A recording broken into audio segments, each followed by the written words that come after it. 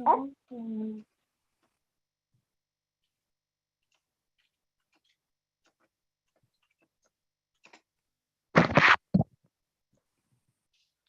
morning. This is call number 2020-76588 in the interest of Ella Hybert. All parties and witnesses, please raise your right hands to be sworn. You solemnly swear to tell the truth, the whole truth, and nothing but the truth, so help you God. I do. All right, ma'am, please state your name and your relationship to the child. My name is Kylie Hebert, and I'm her mother. All right, and representing the state of Texas. Andrea Eoff. Court will note that the non-custodial parent is Aubrey Schwaley, and he was personally served on January 7th, 2022 at 7:24 a.m. at 4015 Apple Rock Drive, Baytown, Harris County, Texas. He's not filed an answer or made an appearance. Is that correct, Ms. Eoff? That's correct, Your Honor. We'll proceed by default. Thank you.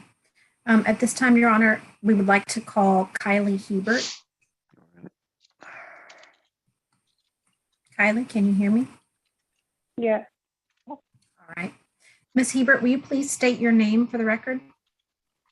Kylie Hebert. And can you state the name and age of your child? Ella Hebert, and she's 2. And who is the father of Ella? Aubrey Schwaley. And have you ever alleged that someone other than Aubrey could be Ella's father? No. All right. And is Aubrey aware of Ella's existence? No. I mean, is he aware? Yes, sorry. Yes. Jump in. And how has he responded to you since he found out you were pregnant? He has had nothing to do with me or Ella. Has he attempted? Go ahead. He was there for the birth, but after that, nothing.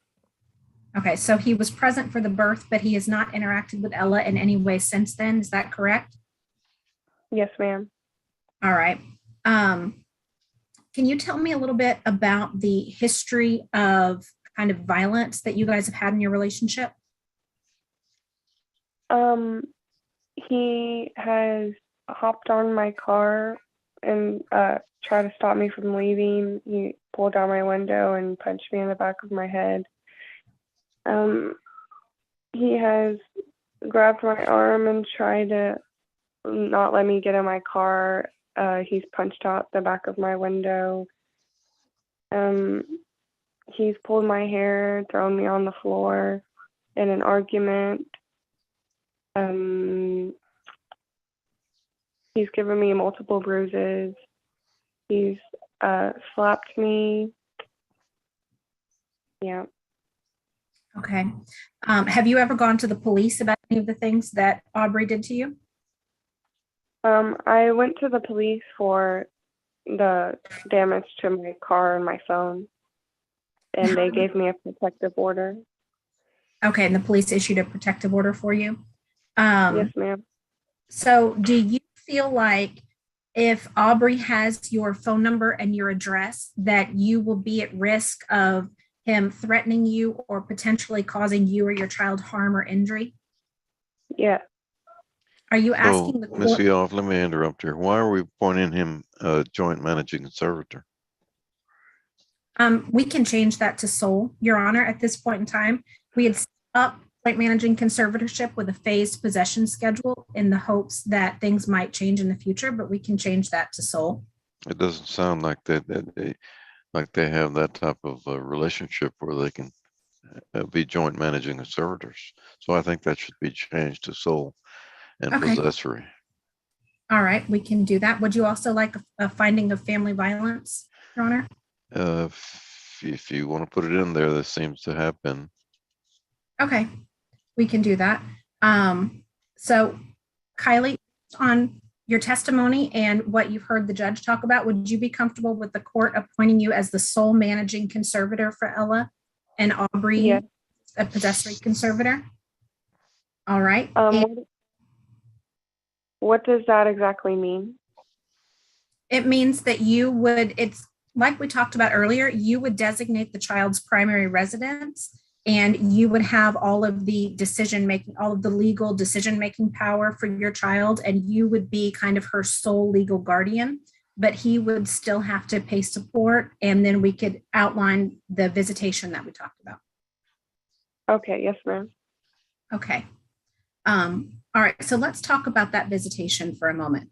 Are you asking that the court start with a phased possession schedule in which Aubrey has 10 supervised visits from 9 a.m. to 1 p.m.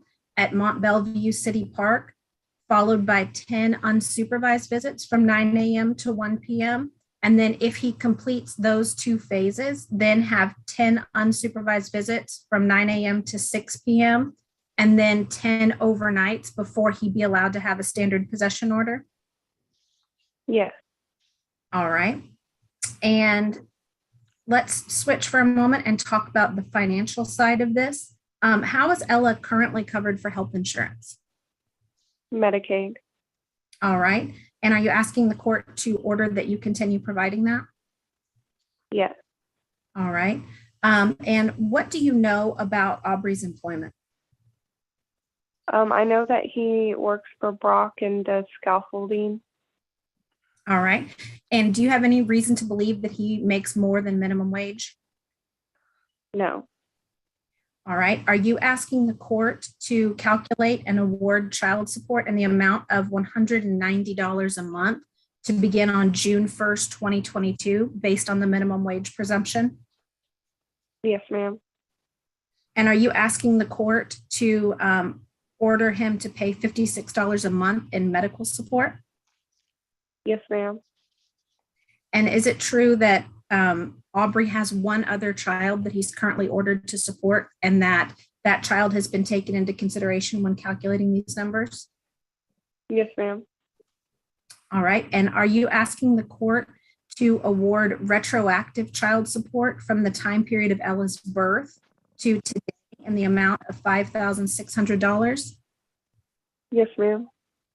And are you asking that to be paid out in the amount of $78 a month beginning June 1st?